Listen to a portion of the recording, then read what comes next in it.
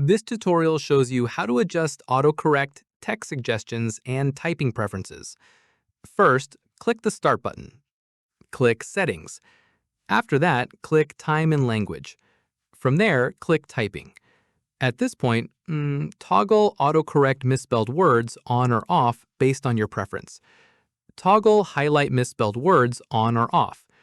In the next step, toggle show text suggestions as I type. Following this, toggle multilingual text suggestions if you type in more than one language. Once done, scroll down to Advanced Keyboard Settings if you want to change your input language or keyboard layout. From here, click Input Language to add or remove languages. Keep in mind, these settings mainly affect touch keyboard and on-screen typing, so changes may not apply the same way when using a physical keyboard. Finally, close settings once you've adjusted everything to your preference. And that's it. If this guide helped you change your typing settings on Windows, give it a like, subscribe for more PCU tutorials, and tap the bell icon for updates. See you next one.